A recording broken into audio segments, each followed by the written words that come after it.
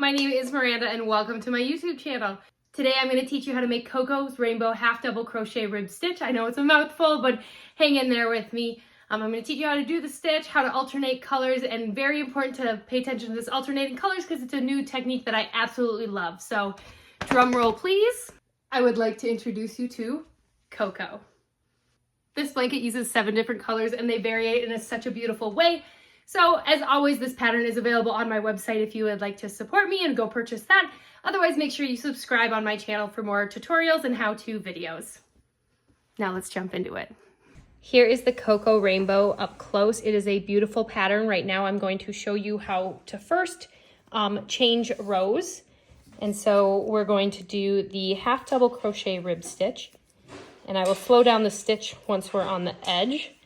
But I like to call this the window test. So when you get to the edge, you want to put your finger parallel with your work and your hook parallel with the top.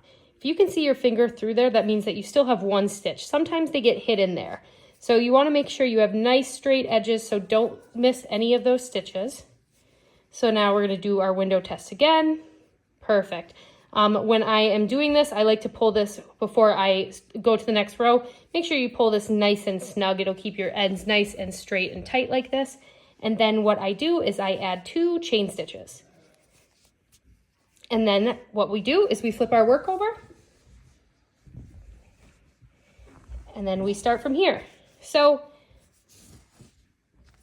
you can see we did 1 chain stitch, 2 chain stitches. So we skip our chain stitches. Those are going to allow length and we go into the next one.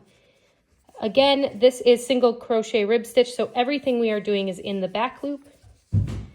And the first few ones might feel a little wonky, but just try to keep similar tension, keep it nice and tight, and then you are good. So before we get to alternating colors one more time, I'm just going to slow down the half double crochet one more time and instruct you. So this is a rib stitch. So if you see here, there's a V, a V, a V. So a rib stitch, we do everything on the back loop only. What that means is everything we're going to be doing is only on this back loop. So first, you're going to loop under that back loop, loop, back, and at this point you should have 3 on your hook. Then we're going to loop one more time, and then we're going to go back under all 3 of them.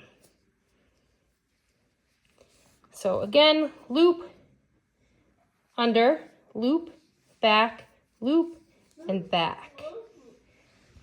One more time, loop, under, loop, back, loop, back. And now I'm going to show you how to alternate colors and weave in the ends so you get a nice clean transition of colors as well as less weaving once you come to the end. So the color we're going to be alternating out, we're going to be adding orange and getting rid of the blue.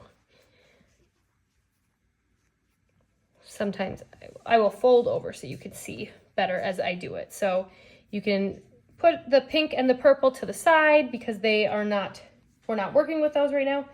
So now you're going to take your color that you are adding on, and you want to make sure you leave about a 5 to a 6 inch tail. And so what I like to do is a good square knot there and just get it really secured on that orange there. I'll do another double knot just around the blue there, and then I will do one more knot around them both. So then what you're going to do, you have a tail end, which is this, and then you have your strand. So we're going to put the strand up with the pink and the purple, and we're going to make sure we cut the blue about the same length as the orange strand. It's okay if there's a little bit of difference. You can trim it up at the end, but we want to make sure they are the same size. So now before I do anything, I'm going to pull the blue out of the yarn strand that it's in. As you can see, it's in there and you don't want to get that mixed in. So pull it from the skein and you'll get that out of there. So now, again, make sure your tail end is out of there, and now we're going to add our 2 chain stitches like we normally would to go to our next row. And now we will flip over, and now I will show you how to hide the tail. So again, because we are working into the back loop only, what you're going to do with your tail is you're going to pull it and just place it alongside this back edge while we're going, so that when we do our stitch, we're going to still go under the back loop, but we're going to have that tail end over our hook like this. And we will do the stitch as normal, but now that tail is going to get hidden in the stitch. And so again, and if it's easier, you can just go like that. But this way it gets hidden, and then we have a nice clean transition, and it's less edges to clean up later.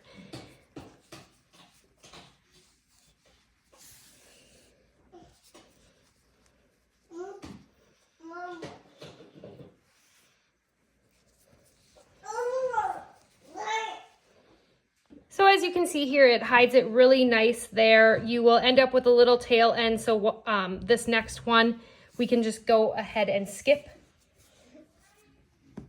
trying to weave that in, and then we will just cut off any loose ends.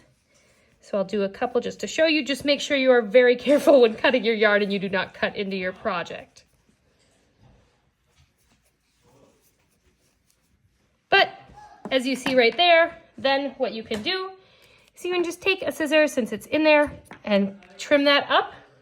And that is how you alternate colors seamlessly without having any loose ends and weaving in at the end. So thank you for tuning in, and follow along for more parts.